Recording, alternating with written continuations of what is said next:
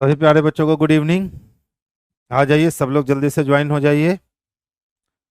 और जैसा कि कल हमने कहा था, आज काफ़ी बेहतरीन क्वेश्चन डालूंगा। तो आज सही में क्वेश्चंस अच्छे हैं, टाइम टेकिंग क्वेश्चन है, समय लगने वाले क्वेश्चन है। तो देखिए, इस सीरीज का आज 12वां दिन हम लोग का है और हम लोग 12वां दिन के भंडारा को शुरू करते हैं। तो कहता है बाबू कि 8 व्यक्तियों के एक परिवार में 2 विवाहित जोड़े हैं। पी क्यू का पुत्र और आर का भाई है। तो पी जो है ना बच्चा, ये क्यू का कौन है? तो पुत्र है। और किसका भाई है? तो आर का भाई है। कहता है एस एम की पुत्री है और एम का विवाह आर से हुआ है। तो एम का विवाह किससे हुआ है? आर से हुआ है। और एम क्या है? तो एस की पुत्री है, यानी इसके ऊपर एस गया। कहता है टी एस की आंटी है। और टी किसकी आंटी है? तो एस की आंटी है। ठीक है, टी एस की आंटी और भी की माँ है। तो टी जब एस की आंटी है तो आंटी किसको कहते हैं? तो पापा या मम्मी की बहन को। तो टी एस की आंटी है तो एस के पापा या मम्मी, एस के पापा या मम्मी, एस के पापा या मम्मी की बहन कौन है? तो टी है। तो टी एस की आंटी और भी की माँ है, यानी टी जो है ना वो किसकी? तो भी की माँ है। अब कहता है आर का भतीजा डब्लू। तो आर का भतीजा कौन है? तो डब्लू है, यानी डब्लू पी का बेटा है, पी का पुत्र है। और डब्लू की बहन भी है। और डब्लू की बहन कौन है? भी है। ये क्या माजरा है भाई? पी क्यू का पुत्र, पी क्यू का पुत्र और आर का भाई है, तो पी आर का भाई है। एस एम की पुत्री, एस, अच्छा, वही हम सोचे ये माजरा ऐसे कैसे हो गया। एम एस की पुत्री नहीं है, एस एम की पुत्री है। देख लो, पी क्यू का पुत्र है, पी पुत्र है, किसका पुत्र है? तो क्यू का पुत्र है। और आर का भाई है, तो और आर का भाई है। अब कहता है एस एम की पुत्री है, एम का विवाह आर से हुआ है, तो एम का विवाह आर से हुआ है और एस एम की पुत्री है। टी एस की आंटी है और भी की माँ है, तो टी एस की आंटी है। तो टी एस की आंटी है और किसकी माँ है? तो भी की माँ है। अब कहता है आर का भतीजा डब्ल्यू, आर का भतीजा कौन है? तो डब्ल्यू है। फिर कहता है डब्ल्यू पी का पुत्र है और डब्ल्यू की बहन भी है। डब्ल्यू की बहन कौन है? भी है। भी का, भी का एम से क्या संबंध है? तो हम हो गए मेरे पति, मेरे पति के भाई देवर, देवर का बेटा भतीजा, और भतीजा की बहन भतीजी। भतीजी किस में है? तो ऑप्शन नंबर ए में है। तो आंसर क्या हो जाएंगे? तो ऑप्शन नंबर ए हो जाएंगे। नेक्स्ट क्वेश्चंस की ओर मूव करेंगे।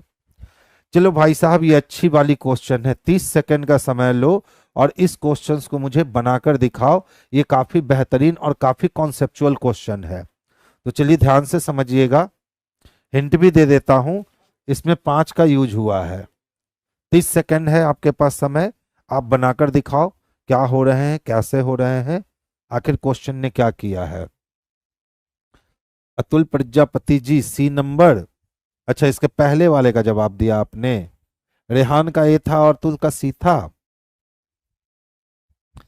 जल्दी से जवाब देंगे। ध्यान से देख बाबू क्या किया है, समझिएगा। अगर 11 से 165 को काटने की कोशिश करें तो क्या हम 15 बार गुना कर दें? तो 11 दहिया 110 है, 11 पचे 55, 165 होगा क्या? इसी तरह से 11 को अगर हम देखें तो 20, 11 दूनी 22, 19 बार अगर गुना कर दें तो 19 से कम 19, हाथ में एक बचा, 19 से कम 19 और एक 20, 209 होगा क्या? इसका मतलब हमें ऐसा फंक्शन तलाशना है जिसमें पहली संख्या से दूसरी संख्या जाते समय 15 के गुणज हो और दूसरी संख्या से तीसरी संख्या में जाते समय 11 का गुणज हो। हाँ बाबू, समझ गए पहले वाला का। गुड इवनिंग बाबू। अब देखिए, तो अगर हम ध्यान से देखें तो 15 को 15 से गुना करें तो 225 आएगा। तो ए नंबर ऑप्शन में अगर हम 15 को 15 से गुना करते हैं तो 225 मुझे मिल जाएंगे, इसमें कोई संदेह नहीं है। लेकिन क्या 15 को 19 से गुना करने पर 275 आएंगे? तो 15 नवा, 15 नवा कितने होते हैं जी? अच्छा 19 से देख लो, 19 पचे 95 का 5, हाथ में बच गए 9, और 19 से कम 19, और 19 और 9 27 हो गए। 19 और 9, 19 और 9 28 हो जाएंगे ना, 9 9 18 1 1 2, तो ये 28 हो जाएंगे, यानी 285 चाहिए। ये तो भैया गया। अच्छा चलो देखो, 14 को 15 से गुना करो, तो 14 को 15 से गुना करोगे तो 15 चको 60 के लिए 0 मिलेंगे, हाथ में बच गए 6, 15 का 15 और 6 21, ये भी वैरी किया। अच्छा देखो तो 14 को अगर हम 19 से गुना करते हैं, 19 तिया 57, 19 चको 76 के लिए 6, हाथ में बचे से, 19 का 19 6 25 होता है, 19 और 6 कितने 25, यानी बी नंबर ऑप्शन भी कैंसिल हो गया। अब इसी तरह से आपको सी नंबर ऑप्शन चेक करने होंगे, डी नंबर आंसर है। तो देखो तो 17 को किससे गुना किया हमने, 15 से गुना किया, तो 15 से 75 से के लिए 5, हाथ में बच गए 10, और 15 एकम 15 और 10 25, यानी ये भी बात जो है वो कैंसिल हो गई। अब जब तीनों कैंसिल हो गया तो डी को आंसर बनाओ। देख लो 12 को अगर आप 15 से गुना करते हो तो 15 दहिया 150 और 15 दूना 30, यानी 180 हो गए। और 12 को आप फिर से किससे 19 से बाबू गुना करते हो, तो 19 दूना 38 के लिए 8, हाथ में 3 बच गए, 19 का 19 और 3 22 हो गए, यानी ऑप्शन नंबर किस में स्पष्ट रूप से दिख रहा है, तो ऑप्शन नंबर डी में स्पष्ट रूप से दिख रहा है। अब देख लो क्वेश्चंस कितना अच्छा है, इसका कॉन्सेप्ट कितना अच्छा है कि पहले को 15 से गुना कीजिए और दूसरे को 19 से गुना कीजिए। तो रैंडमली तो ये बच्चा वही कर सकता है जिसकी कैलकुलेशन इफिशिएंसी बहुत अच्छी है और जो गुणनफल और भागफल के नियमों से अच्छी तरह से परिचित है। नेक्स्ट क्वेश्चन की ओर चलूंगा, चलो ध्यान से समझोगे। देख लो कहता है ना बी ए की बहन है, यानी आज बैकवर्ड रिलेशन की बात हो रही है। बी ए के पिता हैं, बैकवर्ड रिलेशन की बात हो रही है। बी ए का बेटा है, बैकवर्ड रिलेशन की बात हो रही है। बी ए का पति है, बैकवर्ड रिलेशन। यानी काम हमें करने हैं राइट हैंड से लेफ्ट हैंड की ओर। पूछे गए हैं डी का एच से क्या संबंध है, तो एच से सफर कहां तक लेना होगा, तो डी तक लेना होगा। अच्छा बताओ, अगर मैं एच हूं तो मेरे पहले प्लस का साइन है और प्लस के बाद जो भी शख्स आएगी मेरी बहन कहलाएगी। इसका मतलब जे हमारी बहन है और मेरी बहन के पहले इंटू का साइन दे रखा है, यानी बहन का बेटा है तो भांजा है, और भांजा की जो बहन होगी वो तो भांजी कहलाएगी। और भांजी को हम लोग किस में देख सकते हैं, तो ऑप्शन नंबर ए में हम लोग स्पष्टता देख सकते हैं। तो आंसर हमारा ऑप्शन नंबर ए जो जाएगा ये परफेक्ट और सबसे बेस्ट आंसर जाएगा। अच्छा देखो तो ध्यान से समझोगे, ये वाली पहली स्टेटमेंट जो थी ना वो पॉजिटिव थी, दूसरी स्टेटमेंट निगेटिव और तीसरी स्टेटमेंट पॉजिटिव थी। अब कहता है सर कोई भी कोरियोग्राफर निर्माता नहीं है, तो कोरियोग्राफर को किससे जोड़ना है, तो निर्माता से। कोरियोग्राफ ने दहेज मांगा, क्लियर है। निर्माता ने दहेज मांगा, क्लियर है। निर्देशक से निर्देशक और अभिनेता से अभिनेता मिलवाएंगे, यानी ऑप्शन नंबर 1 सही हो जाएगा। कुछ अभिनेता कोरियोग्राफर हैं। अब बताओ अभिनेता को कोरियोग्राफर से मिलने में निर्देशक मिलवाने को तैयार है, यानी सही है। कोई भी निर्देशक निर्माता नहीं है, तो निर्देशक यहां रहा और निर्माता यहां रहा, दोनों ने दहेज मांगा, मिल गया। पॉजिटिव निगेटिव निगेटिव भी हो गए और अब अभिनेता मिलवाने को तैयार भी है। इसका मतलब तीनों के तीनों अनुसरण करते हैं और ऐसी व्यवस्था किसमें दे रखी गई है, तो ऐसी व्यवस्था ऑप्शन नंबर सी में दी गई है। तो आंसर हमारे लिए ऑप्शन नंबर सी जाएंगे। अब देख लो तो क्या कहता है, कहा कि सर जितने भी निर्देशक थे, जितने भी निर्देशक थे, ये सभी के सभी निर्देशक जो थे सर वो क्या थे, तो अभिनेता थे। क्या थे बाबू, अभिनेता थे। फिर कहता है सर कोई भी अभिनेता जो है ना वो निर्माता नहीं है, तो अभिनेता की दुश्मनी किससे है, निर्माता से है। और फिर कहता है सभी कोरियोग्राफर निर्देशक है, यानी जितने भी कोरियोग्राफर थे, जितने भी क्या थे, कोरियोग्राफर थे, वो निर्देशक थे। अब जो भी प्रश्न पूछे जा रहे हैं आप इसका जवाब दे सकते हो। कोई भी कोरियोग्राफर निर्माता नहीं है, कोरियोग्राफर ऑलरेडी निर्देशक के अंदर, निर्देशक अभिनेता के अंदर और अभिनेता की दुश्मनी निर्माता से।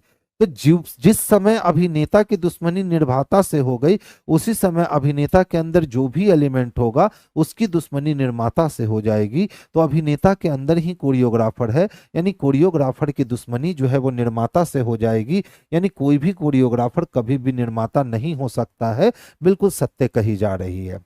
कहता है कुछ अभिनेता कोरियोग्राफर हैं। तो देखो जितना भी अभिनेता का अधिकार क्षेत्र है उसके कुछ अधिकार क्षेत्र पे कोरियोग्राफर रहता है ना, यानी हम बेशक कह सकते हैं कि सर कुछ अभिनेता जो है ना वो कोरियोग्राफर है।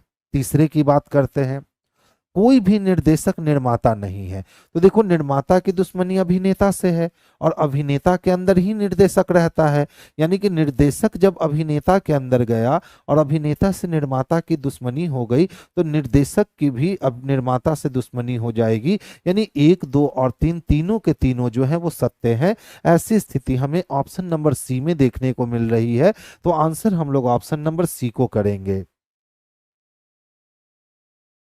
क्या किए हो भाई साहब, 30 सेकंड का समय लो, इसको सॉल्व कर कर देखो बन रहे हैं कि नहीं।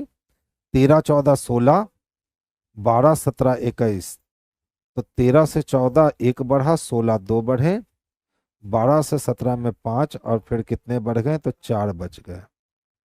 अलग कुछ रिएक्शन दे रहा है, जल्दी से बनाकर देखिए।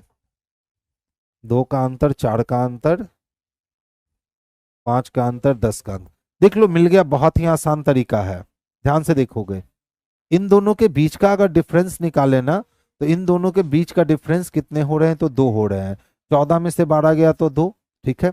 अब इन दोनों का डिफरेंस निकालो, इन दोनों का डिफरेंस निकालोगे ना तो कितने मिल जाएंगे, तो 4 मिल जाएंगे।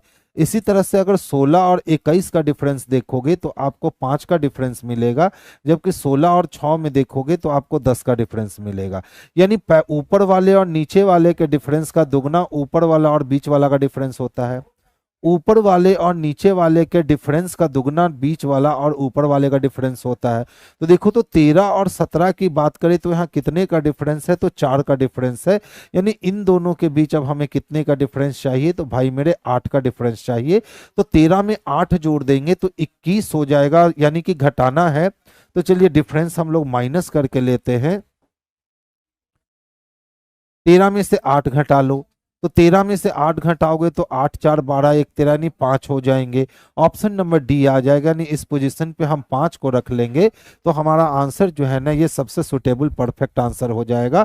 तो आंसर हम लोग 5 को करेंगे। अतुल जी का सही है, रंजन जी का गलत हो गया, संतन राज सही है, कोमल का सही है। 20 सेकंड से ज्यादा और 10 सेकंड के बीच, 10 से 20 सेकंड के बीच इस क्वेश्चंस को बन जाना चाहिए, क्योंकि इस क्वेश्चंस का लॉजिक ज्यादा खतरनाक होता नहीं है। तो अगर आपको यह क्वेश्चन बनाने में 10 से 20 सेकंड लग रहे हैं यानी आप अच्छी स्थिति में हो। लेकिन अगर इस टाइप के क्वेश्चंस को क्रैक करने में आपको 30 सेकंड 40 सेकंड का समय लग रहा है बाबू, इसका मतलब है कि आपने सीख तो लिया है चीजों को लेकिन प्रैक्टिस अच्छी नहीं करी है। तो देखिए ध्यान से समझिएगा, इस टाइप के क्वेश्चंस को बनाना बेहद ही आसान होता है। सबसे पहले देखो यहां भी डबल बी दिख रहे हैं, यहां भी डबल बी दिख रहे हैं। डबल बी के बाद सी दिखता है तो डबल बी के बाद आप सी रख लो। डबल बी के पहले के एफ दिखता है तो डबल बी के पहले के एफ रख लो और के एफ के बाद ई दिखता है, ठीक है। इसका मतलब E F K double B C, E F K double B C, तो ई एफ के अब यहां भी क्या बनेगा, E F K double B C, ठीक है। इसका मतलब है कि सी के पहले हमेशा डबल बी चाहिए। क्या बाहर निकल कर आया, B F B, B F B, B F B, B F B. उसके बाद ईसी के, ई सी के, ई सी के, ई सी के और लास्ट में ई, यानी ऑप्शन नंबर डी जो बन रहे हैं यही इसके लिए परफेक्ट आंसर बन रहे हैं।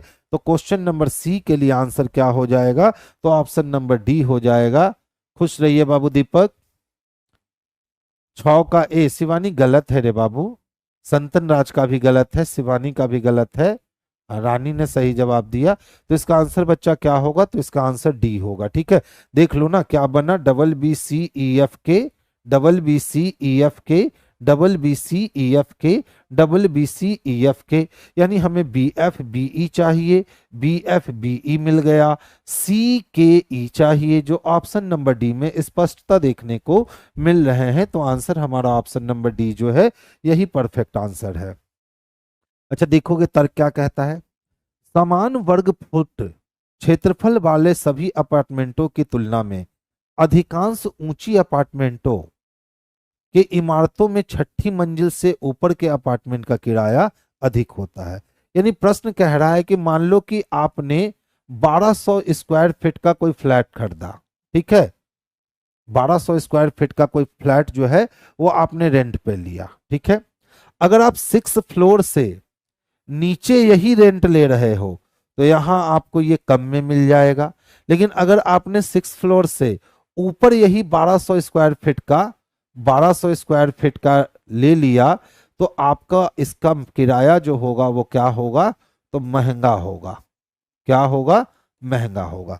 स्टेटमेंट समझने वाली बात है कि अगर 6 तल्ले से ऊपर हम लोग रहने जाते हैं तो सेम एरिया के लिए हमें अधिक कॉस्ट देने होंगे, और अगर 6 तल्ला से नीचे हम रहते हैं तो उतना ही एरिया के लिए हमें कम कॉस्ट देने होंगे। अब बोला कि सर हमने ये कथन दिया है, अब आपको तर्क देना है कि कौन सा तर्क इस कथन के लिए रीजन के रूप में आ सकता है। तो देखिए रीजन के रूप में, ऊंची मंजिल पर रहना अधिक जोखिम भरा होता है क्योंकि वहां लिफ्टों पर निर्भरता निचली मंजिल की तुलना में अत्यधिक होती है। तो बताइए अगर ऊपर रहना अधिक जोखिम होता, वहां लिफ्ट की भी सुविधा चाहिए होती, यानी समस्याएं होती, तो समस्याएं होती तो किराया सस्ता होता ना कि किराया महंगा होता। इसका मतलब 1 नंबर तो गलत हो गया। दूसरा देखो क्या कहता है, निचली मंजिलों की तुलना में ऊंची मंजिलों पर वायु प्रदूषण कई गुना कम होते हैं। तो ये रीजन हो सकता है ऊपर की फ्लोर को महंगा होने का कि सर नीचे वायु प्रदूषण अधिक होते हैं और ऊपर वायु प्रदूषण अधिक नहीं होते हैं, ठीक है। तो जैसे सबसे पहले तो जान लो इन लोगों को डेंगू उंगू नहीं होने वाला है जो छठी तल्ली से ऊपर रहेंगे।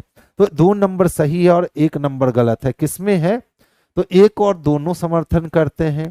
तर्क 1 और 2 दोनों समर्थन नहीं, तर्क 1 का समर्थन नहीं करता जबकि तर्क 2 समर्थन करता है। यानी ऑप्शन नंबर किसको लगाने वाले हैं, तो सी नंबर को लगाने वाले हैं।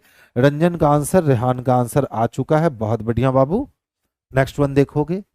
अच्छा देखिए ये बहुत अच्छी लॉजिकल क्वेश्चन है एकदम। जिनको क्लॉक आता है ना, जिन्होंने क्लॉक का कॉन्सेप्ट ले रखा है, वो भी बच्चे इस क्वेश्चन में कहीं ना कहीं स्पीड में बनाने के चक्कर में गलतियां कर लेते हो। तो ध्यान से समझिएगा, बड़ा ही बेहतरीन क्वेश्चन है।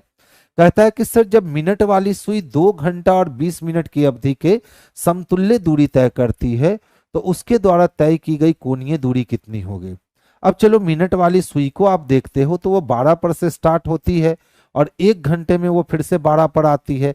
यानी मिनट हैंड जो है ना वो 1 घंटे में टोटल 360 डिग्री घूम जाता है। तो जब 1 घंटे में 360 डिग्री घूमा है, इसका मतलब 2 घंटे में वो 360 गुने 2 यानी 720 डिग्री तो घूम चुका है। कितने घंटे में, 2 घंटे में। अब हम बात करें 20 मिनट की, तो देख लो 1 मिनट में मिनट हैंड जो है ना, 1 मिनट में मिनट हैंड जो है वो 6 डिग्री के बराबर चक्कर काटती है। तो 20 मिनट में बाबू बताओ कितना चक्कर काटेगी, तो 20 मिनट में मिनट हैंड जो है वो 6 गुने 20 डिग्री यानी 120 डिग्री का चक्कर काटेगी। पहले वो 2 घंटे में 720 डिग्री का चक्कर काट चुकी है और फिर 20 मिनट में 120 डिग्री का चक्कर काट चुकी है। यानी दोनों चक्कर को अगर जोड़ दें तो ये 840 डिग्री का एंगल क्रिएट कर चुकी है। 840 डिग्री किसमें दे रखा है, तो ऑप्शन नंबर बी में स्पष्टता दे रखा है। तो आंसर हमारा ऑप्शन नंबर बी जो है यही इसके लिए सबसे बेस्ट और सबसे परफेक्ट आंसर होगा। देखोगे 21 विद्यार्थियों वाली एक कक्षा है, यानी यहां टोटल नंबर स्टूडेंट कितने हैं, तो 21 है। अलग अलग रैंक भी प्राप्त है। पी का स्थान नीचे से 19 जबकि क्यू का स्थान ऊपर से 9। तो एक नीचे से 9 है, एक ऊपर से 9 है, तो 9 कुर्सी 9 कुर्सी 18 कुर्सी खत्म हो गए। हमने ऑलरेडी 21 कुर्सी लगा रखा है और 21 में से 18 कुर्सी खत्म हो गए मेरे भाई, तो 19 20 21 3 कुर्सी बच गए। वही पूछा है कितने विद्यार्थी का स्थान क्यू और पी के बीच में है, तो मात्र 3 विद्यार्थियों का स्थान पी और क्यू के बीच में है। देख लो ध्यान से। हाँ, ये टोटल नंबर ऑफ स्टूडेंट कितने हो गए, तो टोटल नंबर ऑफ स्टूडेंट्स 21 हो गए। अब कहता है कि सर पी का स्थान नीचे से 9 है, तो पी का स्थान नीचे से 9 है। और फिर कहता है सर क्यू का जो पोजीशन है वो ऊपर से 9 है, तो क्यू का पोजीशन ऊपर से 9। तो ऑलरेडी 9 ऊपर से 9 नीचे से 9 9 कितने 18 खत्म हो गए, कितने बच गए 3। यानी पी और क्यू के बीच में मात्र कितने व्यक्ति सफर करने वाले हैं, तो 3 व्यक्ति सफर करने वाले हैं, जो ऑप्शन नंबर ए में स्पष्टता हमको देखने को मिल रहा है। सर 2 आवर को मिनट में बदल के भी बना सकते हैं, हाँ बिल्कुल बना सकते हैं। 2 आवर को अगर मिनट में बदलोगे तो 120 मिनट हो जाएंगे। 1 मिनट बराबर 6 डिग्री हो गई, तो 220 मिनट को 6 से गुना कर लो, आपके 720 पहुंच जाएंगे। देखो क्या कहता है, उपर्युक्त अनुक्रम में ऐसे कितने प्रतीक यानी भाई कितने सिंबल हैं जिनमें से प्रत्येक के ठीक बाद एक संख्या यानी डिजिट आती है और ठीक पहले एक सिंबल आता है। यानी 2 सिंबल के बाद एक डिजिट चाहिए। तो देख लो, 2 सिंबल के बाद एक डिजिट है, एक सिंबल के बाद है, एक सिंबल के बाद एक सिंबल। देख लो 2 सिंबल के बाद एक डिजिट दे रखा है, बस 2 ही मिले। तो 2 किसमें दे रखा है, तो ऑप्शन नंबर ए में ही ऐसी व्यवस्था मिल रही है जहां 2 सिंबल के बाद हमें एक डिजिट देखने को मिल रहे हैं। नेक्स्ट वन देखो, देखिए कहता है सर राम के पास है ना 5 कार्य है जो सोमवार से शुक्रवार तक अपने घर से अपने कार्यालय जाने के लिए उपयोग करता है। तो वो दिन कौन सा है, मंडे, ट्यूसडे, वेडनेसडे, थर्सडे और फ्राइडे। अब जैसा कहा गया है वैसा आप कर दो। सबसे कहा गया कि जब वो होंडा चलाता है उसके अगले दिन स्कोडा चलाता है, यानी जिस दिन होंडा की बारी आएगी उसके अगले दिन कौन सी गाड़ी चलाएगा, तो स्कोडा चलाएगा। ठीक है, अभी पता नहीं चल पाएगा होंडा कहाँ रखो स्कोडा कहाँ रखो, छोड़ दीजिए। फिर कहता है और मंगलवार और बुधवार को वो होंडा का उपयोग नहीं करता, यानी होंडा का उपयोग ना तो वो ट्यूसडे को कर रखा है और ना ही होंडा का उपयोग उसने वेडनेसडे को। तो देख लो होंडा के जस्ट नीचे स्कोडा चाहिए, तो अब होंडा या तो मंडे को चलाएगा या तो थर्सडे को चलाएगा। फ्राइडे को होंडा चलाएगा तो उसके बाद स्कोडा चला नहीं सकता है। तो फिर होंडा के लिए हमारे पास 2 ही ऑप्शन बचे, एक मंडे बचा और एक थर्सडे बचा, छोड़ दीजिए आगे चल दीजिए। कहता है वो निशान को अंतिम कार्य दिवस पर चलाता है। तो अंतिम कार्य दिवस कौन है, फ्राइडे है, और फ्राइडे को वो निशान चलाता है।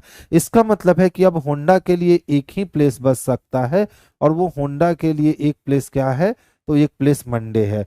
होंडा के ठीक बाद किसको चलाना है उसको, तो स्कोडा को चलाना है। तो स्कोडा यहां आ गया, आगे चलते हैं। कहता है वो सोमवार को टाटा और मारुति नहीं चलाता। वो सोमवार को टाटा और मारुति नहीं चलाता, तो वो वेडनेसडे को टाटा चलाएगा और थर्सडे को मारुति चलाएगा। या ऐसा हो सकता है कि वेडनेसडे को वो मारुति चला ले और थर्सडे को वो क्या चला ले, तो टाटा चला ले। अब पूछे गए हमसे वो सोमवार को कौन सी कार चलाता है, तो वो सोमवार को होंडा कार चलाता है। बाबू देख लो होंडा किस में है, तो ऑप्शन नंबर सी में स्पष्टता दी गई है कि होंडा कार है। तो ऑप्शन नंबर सी इसके लिए सबसे परफेक्ट और सबसे सुटेबल आंसर होंगे। नेक्स्ट वन की ओर मूव करेंगे। देख लो डायरेक्शन का क्वेश्चन है, बहुत आसानी से बना सकते हो आप। कमल अपने घर से नॉर्थ वेस्ट डायरेक्शन में 10 किलोमीटर, पूछ क्या रहा है, पूछता है अंत में वो अपने घर की ओर मुड़ता है। तो अंत में जब वो अपने घर की ओर मुड़ा यानी कि उल्टा काम कर रहा है, और आगे चलता है उसने किस दिशा में गाड़ी चलाने की संभावना सबसे अधिक है। तो देख लो पहले पहुंच जाते हैं, उत्तर पश्चिम से 10 किलोमीटर चलाया, फिर दक्षिण पश्चिम में 10 किलोमीटर चलाया, फिर दक्षिण पूरब में 10 किलोमीटर चलाया। तो उत्तर पश्चिम से दक्षिण पूरब तो कट गए, ठीक है। अब वो अंत में घर की ओर मुड़ा है, तो अभी घर से कहाँ है, तो दक्षिण पश्चिम में। तो इसको पलट दो, तो साउथ का उल्टा नॉर्थ हो गया और वेस्ट का उल्टा ईस्ट हो गया, यानी नॉर्थ ईस्ट डायरेक्शन आएगा। नॉर्थ ईस्ट डायरेक्शन किस में दे रखा है, तो ऑप्शन नंबर डी में दे रखा है। तो आंसर हमारे क्या हो जाएंगे, तो ऑप्शन नंबर डी हो जाएंगे। बोलोगे सर आपने ऐसे कैसे कर दिया, तो देखो कमला अपने घर से पहले नॉर्थ वेस्ट में गया था 10 मीटर, तो नॉर्थ वेस्ट में वो कितना गया था, 10 मीटर, 10 किलोमीटर। फिर वो साउथ वेस्ट दिशा में 10 किलोमीटर गाड़ी चलाता है। अब वो साउथ वेस्ट दिशा में 10 किलोमीटर गाड़ी चलाता है। उसके बाद वो साउथ ईस्ट में, यहां से वो साउथ ईस्ट में चलाता है कितना, तो 10 किलोमीटर। कहता है अंत में वो अपने घर की ओर मुड़ जाता है। तो अंत में जब वो अपने घर की ओर मुड़ेगा तो इस डायरेक्शन में मुड़ेगा, क्लियर है। तो पूछता है निम्नलिखित में से किस दिशा में गाड़ी चलाने की सबसे अधिक उम्मीद है। अगर इस वाले पॉइंट से अगर हम इस सामने की ओर जाते हैं तो ईस्ट होगा, और इस वाले पॉइंट से इस सामने की ओर जाते हैं तो नॉर्थ होगा। लेकिन हम इस वाले पॉइंट से बिल्कुल डायगोनली सफर करने वाले हैं, और जब डायगोनली सफर करने वाले हैं तो ये डायरेक्शन नॉर्थ और ईस्ट के बीच में आने वाला है, तो वही हमारा आंसर नॉर्थ ईस्ट हो जाएगा, जो ऑप्शन नंबर डी में हमें स्पष्ट रूप से दिखने को मिल रहा है।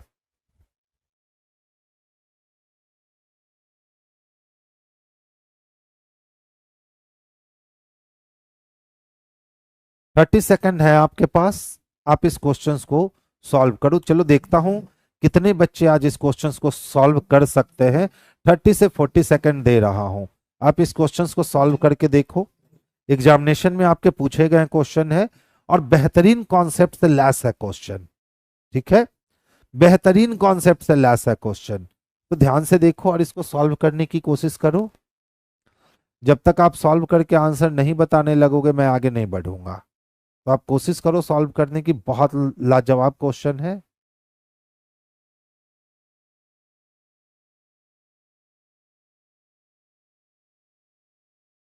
रेहान, रंजन, कोमल, रवि, शिवानी, रानी, बाबू बनाइए इस क्वेश्चंस को।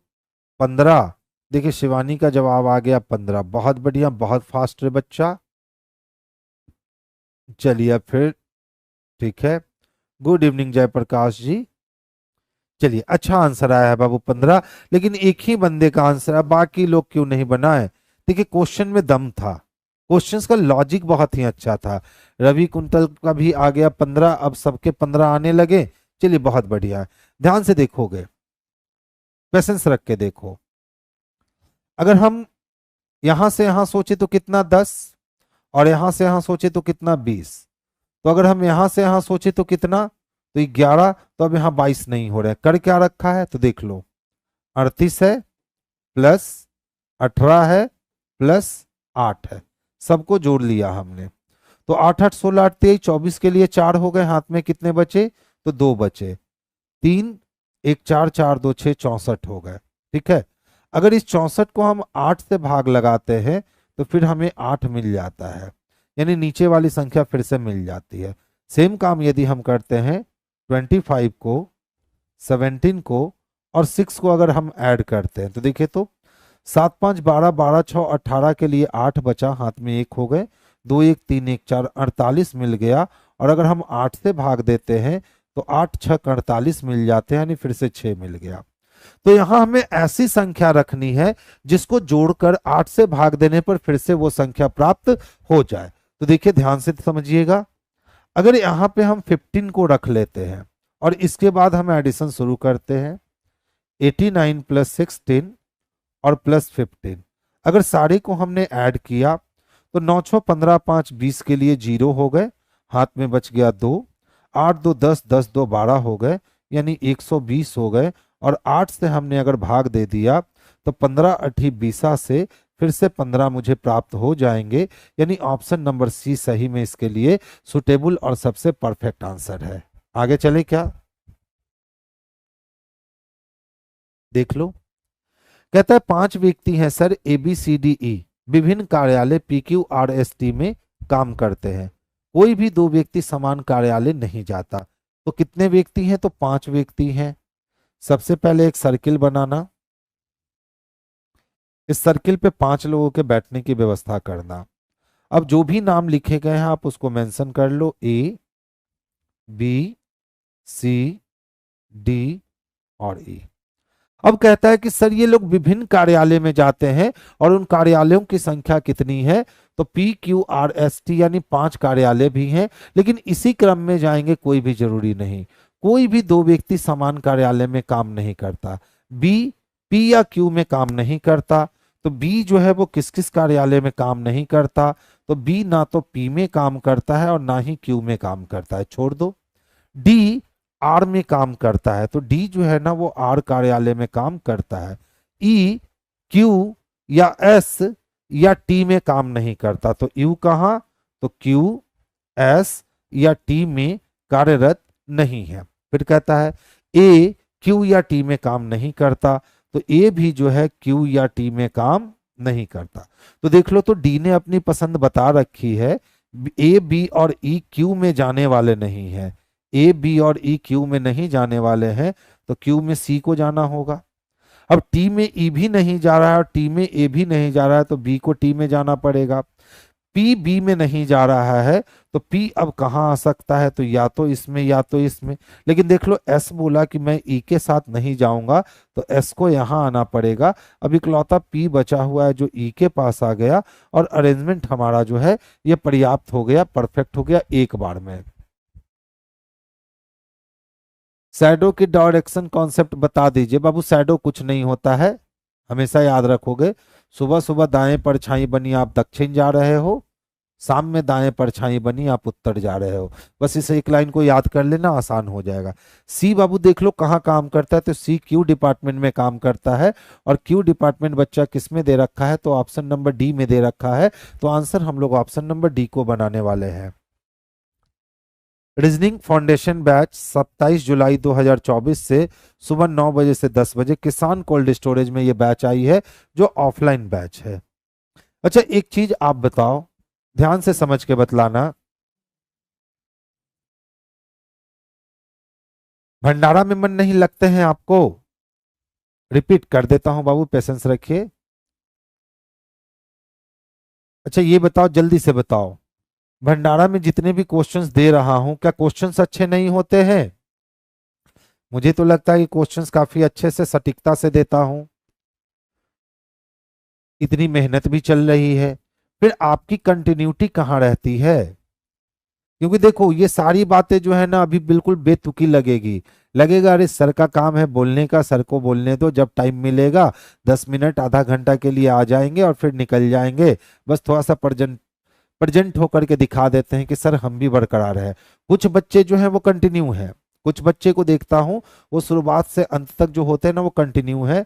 और सही में बाबू आप ही लोग के लिए हम कंटिन्यू आते हैं, ताकि आप लोग रिजल्ट दे सको। और बाकी जो आया राम गया राम वाले बच्चे हैं ना, जो आते हैं जाते हैं आते हैं जाते हैं, उनको मेरे से कोई प्रॉफिट नहीं होने वाला है बंधु। आप अगर चाहते हो कि मेरे से प्रॉफिट हो, तो फिर आपको एक ही काम करना होगा, आपको अपनी कंटिन्यूटी मेंटेन करनी होगी। यहाँ आप बहुत सारी चीजें हमसे नई नई सीख सकते हो, ठीक है। लेकिन आप आते हो, भागते हो, ठहरते नहीं हो। अब देखिए, जिस नदी में स्थिरता नहीं है ना, वो नदी समुद्र में ही जाकर मिलेगी। वो नदी कहाँ मिलेगी? समुद्र में ही जाकर मिलेगी। उस नदी का कोई अपना डेस्टिनेशन नहीं होता है, उसका डेस्टिनेशन नेचर तय करता है। तो अगर आप कंटिन्यू हो, तो फिर तो भैया रिजल्ट नहीं आ रही है, तो फिर हमारी जवाबदेही है। लेकिन आप में अगर कंटिन्यूटी नहीं है, तो फिर वहां बच्चे हमारी कोई जवाबदेही नहीं है, क्योंकि हम आपके लिए ही यूट्यूब पे आए थे। हालांकि हम यूट्यूब पे आना पसंद नहीं करते हैं, क्योंकि यहाँ बस बातें चलती हैं, यहाँ पढ़ाई तो बड़े कम हुआ करते हैं। लगभग लोगों का वीडियो मैंने देख रखा है, ठीक है। लेकिन मैं YouTube पे इसलिए आया कि आप बच्चे जुड़े रहो मुझसे, और आप अगर कंटिन्यूटी अपनी नहीं रखोगे तो फिर इसमें मजा नहीं आने वाला है भाई। तो कोशिश करो कंटिन्यूटी अपनी क्लियर रखने की, इससे आपको रिजल्ट में कन्वर्ट करने का मौका आपको मिलेगा। और सारा गेम बाबू रिजल्ट का होता है। रिजल्ट नहीं आया ना, तो सारा किया क्या मेहनत जो है आपके भी व्यर्थ होंगे और मेरे भी व्यर्थ होंगे। देखो बाबू, कुछ नहीं था, 5 ही व्यक्ति था ना रे, तो बस जैसे कहता है वैसे कर दे। 5 व्यक्ति 5 खाना, 5 व्यक्ति 5 खाना। जो जो व्यक्ति का नाम है वो रख दीजिए, ABCD और E। अब जो है वो अंदर और जो नहीं है वो बाहर। तो देख लो, पहला लाइन कहता है कि बी P या Q में काम नहीं करता, तो B कहाँ काम नहीं करता? तो ना तो P सेक्टर में ना तो Q सेक्टर में, कट गया। फिर कहता है D R में काम करता है, तो D R में काम करता है, तो रख लिए। फिर कहता है E Q S या T में, तो E कहाँ कहाँ काम नहीं करता? तो Q में, S में और T में काम नहीं करता। फिर कहता है कि A Q या T में नहीं, तो A Q या T में काम नहीं करता। अब देखो, जो सबसे ज्यादा नखरा दिखाया है उसको पकड़ो। तो Q सबसे ज्यादा नखरा दिखाया। Q बोला सर हम B में नहीं जाएंगे, Q बोला सर हम A में नहीं जाएंगे, Q बोला सर हम E में नहीं जाएंगे। तो Q ना तो B में जाएगा, ना तो A में जाएगा, ना तो E में जाएगा। डी आर में जा चुका है, तो अब क्यू को कहाँ जाना पड़ेगा, तो क्यू का तय है कि अब क्यू के लिए एक ही ऑप्शन बचा हुआ है कि आप भैया सी में जाओ, क्योंकि एक जगह आर बैठा है और 3 जगह आप जाने से मना कर दिए हो, तो जाओगे कहाँ। अब ध्यान से देखोगे, टी ने कहा कि हम यहाँ नहीं जाएंगे, तो टी यहाँ जाने को तैयार नहीं है, और टी ने कहा कि हम ए में भी नहीं जाएंगे, और बाकी 2 प्लेस कैप्चर हो चुके हैं, ई और ए में टी जा नहीं सकता है, तो फिर टी के जाने की जब बारी आएगी तो टी कहाँ का दरवाजा खटखटाएगा, तो बी का। अब देखो एस कहता है कि हम ई में नहीं जाएंगे, तो एस जब ई में नहीं जाएगा तो एस को कहाँ जाना पड़ेगा, ए में। अब इकलौता कौन बचा, पी बच गया, तो पी यहाँ आ गया और अरेंजमेंट हमारा क्या हो गया, कंप्लीट हो गया। यही काम हम लोगों ने यहाँ किया था।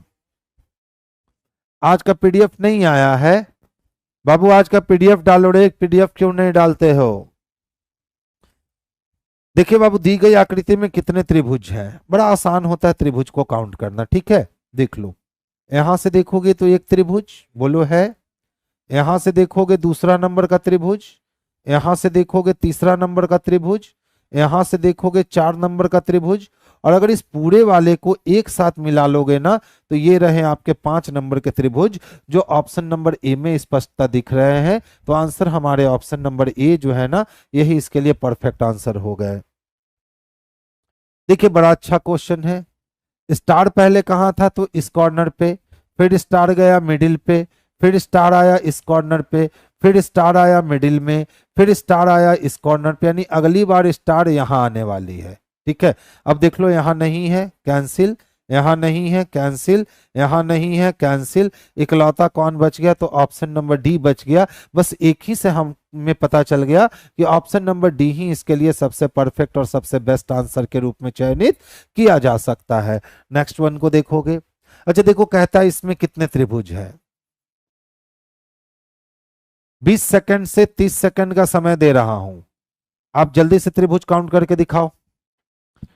20 से 30 सेकंड का समय दे रहा हूं, आप बच्चे जल्दी से ट्रायंगल काउंट करके दिखाओ, कितने ट्रायंगल होंगे इसमें, जल्दी से जल्दी से। नंबर ऑफ ट्रायंगल, टोटल त्रिभुज की संख्या इसमें कितनी होगी। जिस बंदे ने हिडन ट्रायंगल खोज लिया तो समझ जाऊंगा आपको फिगर काउंटिंग में अच्छी समझ आ चुकी है। रवीश कुमार ने कहा सर बी होगा, रेहान ने कहा सर 20 होगा, यानी कि डी होगा। गोविंद कुमार ने कहा सर सी होगा। नितेश जी ने कहा सर 18 होगा। अलग अलग लोग अलग अलग आंसर आ रहे हैं, 14 तक भी पहुंच गए। चलिए आइए देखिए, ध्यान से ध्यान से समझिएगा। नंबर ऑफ ट्रायंगल पहले पहचानिए। यहां से देख लो तो यहां से कितने मिलने हैं, तो बोलोगे सर 3 मिलने हैं। यहां से कितने मिलने हैं, तो सर 3 मिलने हैं। तो 3 3 कितने हो गए, तो 6 हो गए। 6 के बाद ये रहा 7 नंबर का, ये रहा 8 नंबर का, ये रहा 9 नंबर का, और ये रहा 10 नंबर का। तो कितने मिल गए, तो 10। 10 के बाद ध्यान दोगे यहां, अगर हम इस बड़े वाले को देखें तो ये रहा 11 नंबर का त्रिभुज, और इस बड़े वाले को देखें तो ये रहा 12 नंबर का त्रिभुज, और इस पूरे बड़े वाले को देखें तो ये रहा 13 नंबर का त्रिभुज। तो इसी तरह से अगर हम इस साइड से आते हैं, 13 के बाद देखो, ये इधर से रहा 14 नंबर का त्रिभुज, ये इधर से रहा 15 नंबर का त्रिभुज, और ये इधर से रहा 16 नंबर का त्रिभुज। तो अभी तक कितने त्रिभुज मिले हैं, तो 16 त्रिभुज मिल चुके हैं।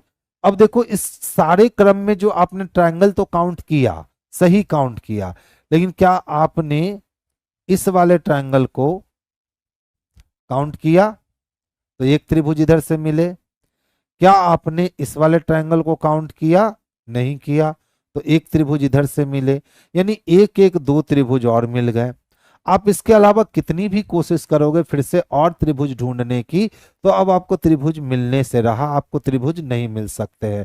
यानी 16 प्लस 2 कितने मिलेंगे, तो आपके टोटल त्रिभुज जो है ना वो 18 मिलेंगे। यानी जिन बच्चों ने 16 कहा, जिन बच्चों ने 20 कहा, जिन बच्चों ने 14 कहा, वो सारे के सारे बच्चे जो हैं वो गलत हो गए। जिन्होंने 20 काउंट किया ना वो हिडन ट्रायंगल को 2 बार काउंट किए या किसी और ट्रायंगल को 2 बार काउंट किए। जिन्होंने 16 कहा वो हिडन ट्रायंगल को, येलो वाले को काउंट नहीं कर पाए, इसीलिए आपका आंसर 16 आने लगा। और जिन्होंने 14 काउंट किया, समझिए आपको ट्रायंगल काउंटिंग नहीं आती है। तो इसमें बाबू ट्रायंगल की संख्या कितनी थी रे, तो इसमें ट्रायंगल की संख्या बच्चा 18 था। कोई 16 बोल रहे हो, कोई 20 बोल रहे हो। अच्छा देखिए, ये भी अच्छा प्रश्न है, ठीक है, प्रश्न का लेवल है। महिला उद्यमी का मतलब होता है क्या, और इंजीनियर, ठीक है, ध्यान से समझोगे। अच्छा, जितनी भी महिला हैं ये सारी महिला तो इंजीनियर नहीं हो सकती, लेकिन कुछ महिला इंजीनियर हो सकती हैं, और कुछ महिला उद्यमी होंगी लेकिन इंजीनियर नहीं होंगी। इसी तरह से कुछ इंजीनियर उद्यमी होगा लेकिन महिला नहीं, और कुछ इंजीनियर ऐसी होगी जो उद्यमी भी होगी और महिला भी होगी, यानी ये वाला हिस्सा। तो ऐसा वेन देख लो किसमें स्पष्टता दिखता है, तो ऐसा वेन बाबू ऑप्शन नंबर सी में दिख रखा है। तो आंसर हम लोग 18 के लिए किसको लगाने वाले हैं, तो सी नंबर को लगाने वाले हैं। नेक्स्ट वन देखोगे, देखिए कहता है क्यू का भी से क्या संबंध है। तो ध्यान से समझना है, हमें क्यू का रिलेशन फाइंड आउट करना है किसके साथ, भी के साथ। किसके साथ, भी के साथ। तो देखो क्या कहता है, भी का भाई है, कौन भी का भाई है, और भी का भाई है। तो और किसके लिए, तो दूर वाले के लिए। तो डब्लू का पौत्र एम, पी का भतीजा है और भी का भाई है। तो डब्लू का कोई पौत्र है एम, जो पी का भतीजा और भी का भाई, यानी एम जो है ना वही भी का भाई है, ठीक है, एम भाई पता चल गया। अब ध्यान से देखो, डब्लू का पौत्र है ना एम, तो डब्लू क्या हो जाएगा, तो दादा या दादी। अब कहता है कि एस डब्लू की बहू है और क्यू की पत्नी है। तो एस जब डब्लू की बहू है तो दादा या दादी की बहू यानी माँ या चाची हो गई, और क्यू की पत्नी है तो क्यू पिता या चाचा हो गए। अब क्यू का भी से संबंध पूछ रहा है, तो पिता भी हो सकते हैं और चाचा भी हो सकते हैं। अब कहता है डब्लू के केवल 2 बच्चे हैं और पी का भतीजा है, और पी का कौन है, भतीजा, और भी का भाई है। बड़ा अच्छा क्वेश्चन दिया है जी। पी क्यू की बहन है। अब देख लो, पी जब क्यू की बहन है इसका मतलब है कि क्यू इसके पिताजी हो जाएंगे, तो आंसर फादर जाएगा। देखिए, पी क्यू की बहन, पी बहन है यानी लड़की है, और किसकी बहन है, तो क्यू की बहन है, और आर की माँ है। तो और किसके लिए, तो पी के लिए, यानी पी जो है ना वो माँ है, किसकी माँ है, तो आर की माँ है। एस डब्ल्यू की बहू और क्यू की पत्नी है, तो एस क्यू की पत्नी है यानी क्यू पति है, और एस किसकी बहू है, तो डब्ल्यू की बहू है, यानी डब्ल्यू क्यू के पापा या मम्मी हो सकते हैं। डब्ल्यू का पौत्र एम पी का भतीजा है, तो डब्ल्यू का पौत्र एम, एम पी का भाई का बेटा है यानी भतीजा है, और भी का भाई है, तो और एम के लिए, यानी एम जो है ना वो भी का कौन है, भाई है। डब्ल्यू के को केवल 2 बच्चे हैं, तो एक बेटा और एक बेटी है। क्यू का भी से क्या संबंध है, तो क्यू का भी से तो मेरे भाई के पिताजी, और भाई के पिताजी को हम पिताजी ही कहते हैं। तो आंसर हमारा ऑप्शन नंबर ए जो है यही इसके लिए सबसे बेस्ट और सबसे परफेक्ट आंसर बनकर के बाहर आएंगे। नेक्स्ट वन देखोगे, देखिए सबसे पहले क्या होगा, हम सबसे पहले दाखिला,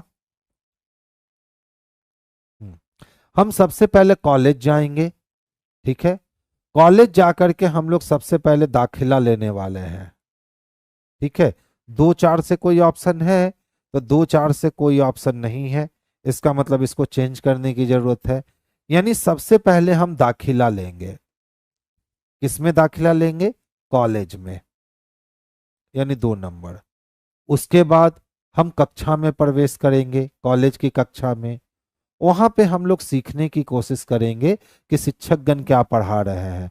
सीखने के बाद हम उसका मूल्यांकन होगा कि आपने क्या पढ़ा, क्या नहीं पढ़ा, कैसा परफॉर्मेंस है, और उसके बाद लास्ट में वहां से निकलते समय आपको डिग्री दी जाएगी। 42 61 53 चाहिए, 42, 61, 53 ऑप्शन नंबर सी में स्पष्टता देखने को मिल रहा है, तो आंसर सी इसका आंसर हो जाएगा। इशारा वाला क्वेश्चन तो देता हूं रे बाबू, ठीक है, पेशेंस रखिए, फिर से दूंगा। देख लो बाबू, एक ही पासे को कितनी बार घुमा रखा है, तो 3 बार घुमा रखा है। और कहता है सर संख्या 4 के विपरीत फलक पे कौन सी संख्या दिखेगी आपको, तो संख्या 4 बाबू हमें यहाँ दिख रही है, बस एक ही जगह दिख रही है। अब देखो तो संख्या 4 को कौन कौन जानता है, तो 6 भी जानता है और 3 भी जानता है। क्या कहीं और 6 3 एक साथ है, तो सर नहीं है। क्या और कहीं 6 3 एक साथ है, तो सर नहीं है। तो जब दो एलिमेंट कॉमन नहीं मिल रहे हैं, तो जो सिंगल एलिमेंट कॉमन है उससे ही हम अपना रिलेशन इसके साथ डिफाइन करेंगे। तो देखो दोनों में कॉमन एलिमेंट क्या दिख रहे हैं, तो 3 दोनों में कॉमन। तो 3 से अगर एंटी क्लॉक जाने पे 4 मिलता है, तो 3 से एंटी क्लॉक जाने पे 5 मिलेगा। क्या 4 के बगल में कहीं 5 है, तो सर नहीं है। तो जब 4 के बगल में 5 नहीं है, इसका मतलब है कि 4 का अपोजिट निश्चित रूप से कौन हो गया, तो 5 हो गया। इससे ज्यादा सोचने की आपको जरूरत नहीं है। देखो 20 सेकंड से ज्यादा लंबा चौड़ा इसका कॉन्सेप्ट नहीं है। अगर आप इसको 20 सेकंड में मुझे सॉल्व करके दिखा देते हो, दैट मीन्स आप अच्छे हो। चलिए तो जल्दी से सॉल्व करके बताइए। 20 सेकंड मोर देन इनफ है इस क्वेश्चंस को सॉल्व करने के लिए। रविकांत जी 5 तो बाबू कहाँ है बाबू आप अभी, 5 को गए तो जमाने हो गए।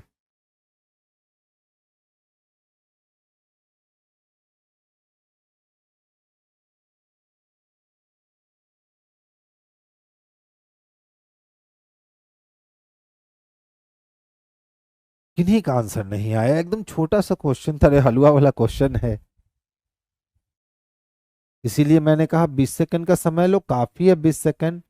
रबीश का आंसर सी आया, यानी कि 19 नंबर आ गए। ठीक है, देखो कॉन्सेप्ट क्या था क्वेश्चन का, ध्यान से समझोगे। देखो बाबू ये 9 है ना, 9 कहने का मतलब कह सकते हो कि सर 3 का स्क्वायर है। तो ये जो 3 है ना, इसमें से 3 निकाल लिया और इसमें 6 को जोड़ दिया, तो 6 3 कितने हो गए, तो फिर से 9 हो गए। अच्छा देख लो 25 की बात करें, 25 की बात करें तो ये किसका स्क्वायर है, 5 का स्क्वायर है ना। तो इसमें से 5 को बाहर निकाला और इसमें 11 को जोड़ दिया, तो 5 में 11 को जोड़ोगे 16 हो जाएंगे क्या। अच्छा देखो यहाँ कितने हैं, 49 है, 49 का मतलब ये 7 का स्क्वायर है। और 7 का स्क्वायर में से 7 को बाहर निकाला और इसमें बीच वाले 13 को ऐड कर दिया, तो 13 और 7 को जोड़ेंगे बच्चा तो 20 आ जाएगा। और 20 किस में दे रखा है, तो ऑप्शन नंबर बी में दे रखा है। कुछ लोगों ने सी आंसर किया, यानी 19 नंबर आंसर बनाया, जिनका गलत था। 21 नंबर भी गलत था। इसका रियल कॉन्सेप्ट में आंसर क्या आने चाहिए, तो 20 नंबर आने चाहिए, जो ऑप्शन नंबर बी में स्पष्टता देखने को मिल रहा है। तो आंसर इसका बी जो है ना, यह इसके लिए बेस्ट और सबसे परफेक्ट आंसर है। नेक्स्ट वन को मूव करते हैं।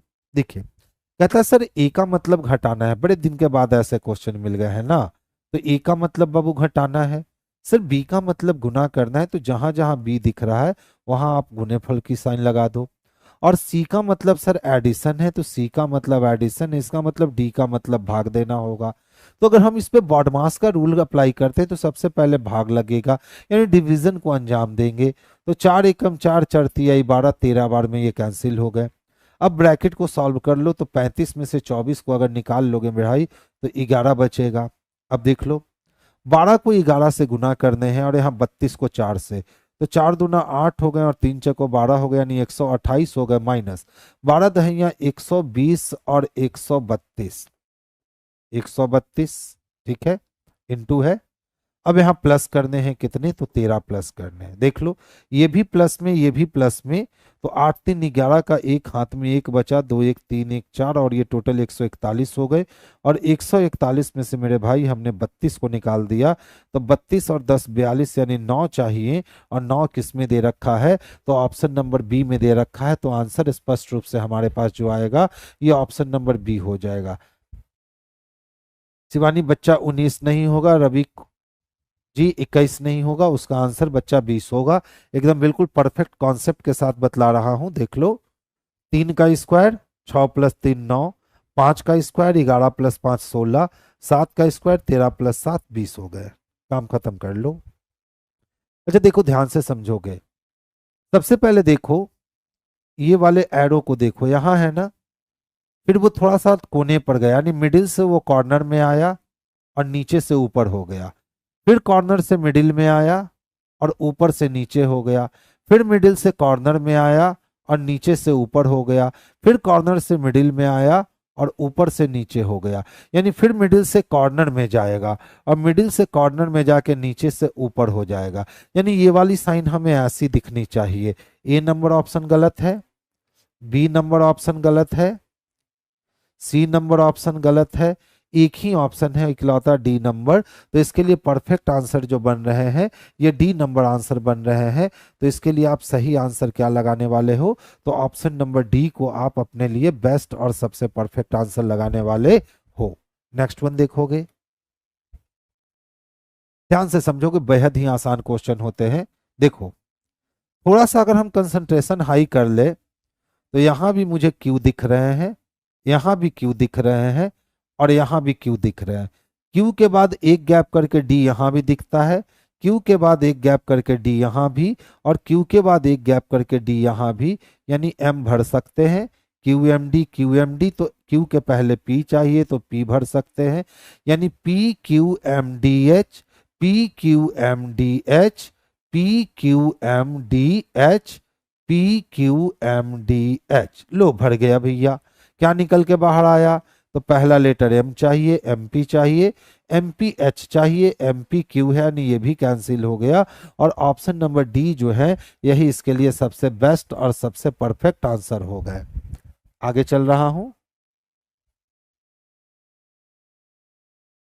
देखिए जैसे जैसे हमने पेपर को फोल्ड कर रखा है वैसे वैसे हम लोग पेपर को खोल लेंगे।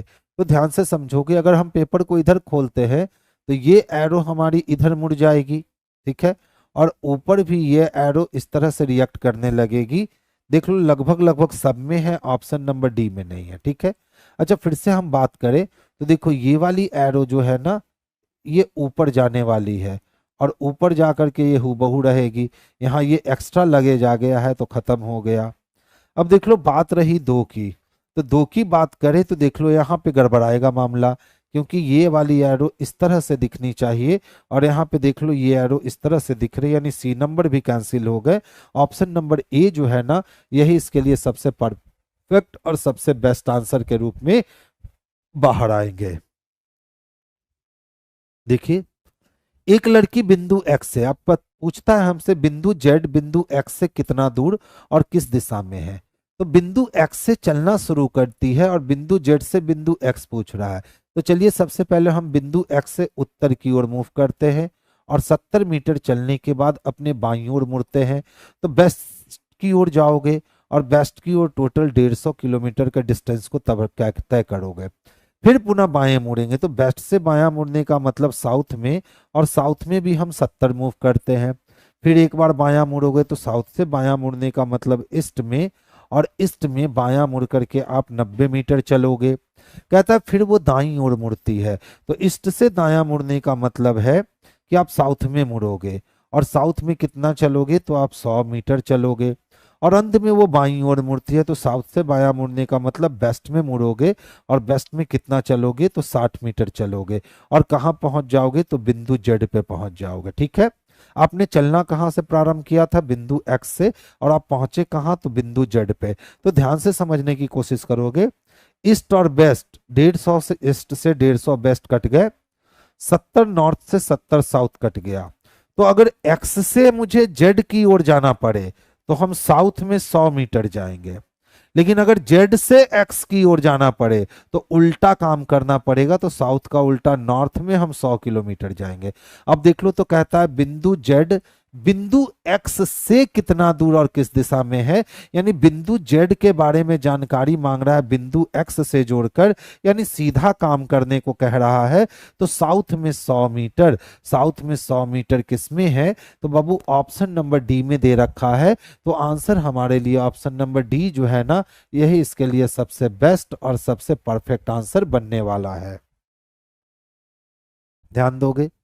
देखिए प्रारंभ हो रही है 9 जुलाई से बैच आपकी आ चुकी है, यकीन बैच है। गणित, रीजनिंग, विज्ञान, करंट अफेयर, सामाजिक विज्ञान, भूगोल, पर्यावरण, भारतीय राष्ट्रीय आंदोलन, हिंदी और इंग्लिश।